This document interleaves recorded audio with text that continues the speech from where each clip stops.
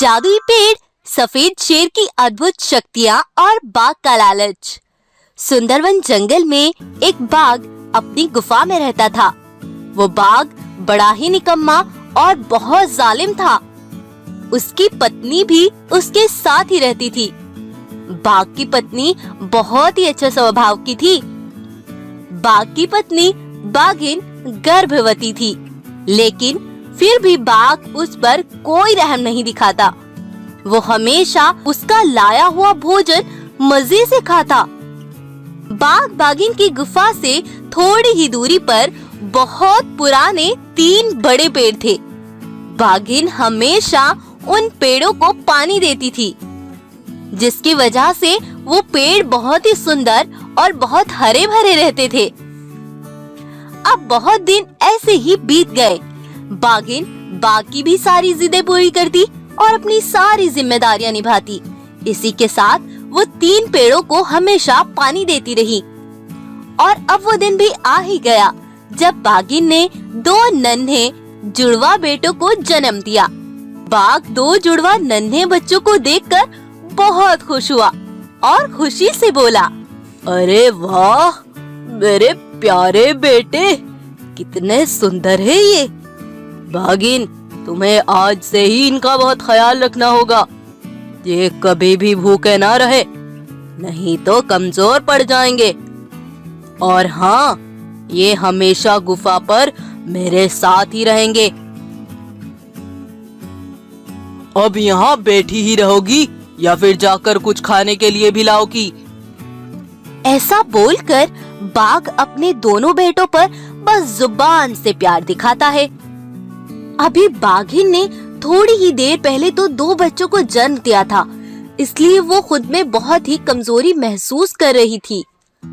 बाघिन सही तरह से चल भी नहीं पा रही थी, लेकिन फिर भी वो बहुत हिम्मत करती है और आगे बढ़ती है। और कैसे भी करके वो उनके लिए शिकार करके उन्हें भोजन करा देती है। बाघ और उसके दोनों बच्चे मजे से मांस के टुकड़े खाते हैं। अब बाघिन ने भी थोड़ा भोजन कर लिया था, इसीलिए बाघिन भी अब थोड़ी ठीक हो गई थी। तब वो बाघ से कहती है, कई दिन हो गए मैंने पास के उन पेड़ों को पानी नहीं दिया। तुम बच्चों का ध्यान रखना। मैं पेड़ों में पानी देकर आती हूँ। मैं चली जाऊँ? हाँ, ज्यादा बात मत बनाओ। और उन पेड़ों को पानी देने की क्या जरूरत है? हमारे लिए अगले दिन के भोजन का इंतजाम नहीं कर सकती तुम?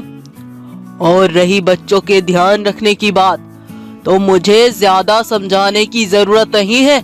मैं अच्छे से जानता हूँ मुझे उनका कैसे ख्याल रखना है। बाघिन कुछ नहीं कहती और चुपचाप वहाँ से पेड़ों को पानी देने निकल जाती है।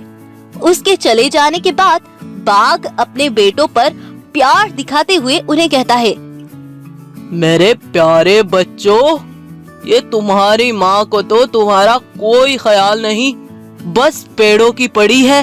क्या देंगे इसे वो पेड़? लेकिन तुम्हें चिंता करने की कोई जरूरत नहीं है। मेरी बात सुनो, तुम्हें कभी भी शिकार पर जाने की जरूरत नहीं है। बस गुफा में मजे से रहो। बाघ की ये सभी बातें सुन कर बाघ के बच्चे भी उसी तरह से निकम्मे जिद्दी हो गए थे। वो भी बस अपनी माँ पर ही हुक्म चलाते थे। बाघ ने उनकी आदतें भी बिगाड़ी हुई थी।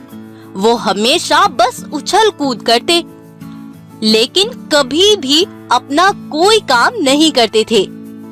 यही सब बहुत समय तक चलता रहा और अब वो दिन भी आ ही गया जब बाघ बाघिन के ये बच्चे बड़े हो गए। दोनों बच्चे बड़े ताकतवर थे, लेकिन अभी भी बाघ का बाघिन के लिए रवैया नहीं बदला। एक बार बाघिन पेड़ों में पानी देने के लिए जंगल जा ही रही थी, तभी बाघ कहता है, मेरे प्यारे बेटो, बहुत दिन हो गए हैं हम कहीं घूमने नहीं गए। चलो आज तुम्हें मैं जंगल की सैर कराने ले चलता हूँ। चलोगे मेरे प्यारे बेटो? हाँ पिताजी, मेरा घूमने का बड़ा मन है। माँ तो कभी हमें अपने साथ ले ही नहीं जाती। मुझे भी जंगल में घूमने जाना है। ऐसे वो चारों बाघ, बाघिन और उनके 2 बेटे जंगल में घूमने के लिए निकल जाते हैं। जंगल में घूमने के बाद बाघिन अपने तीनों पेड़ों को देखने जाती है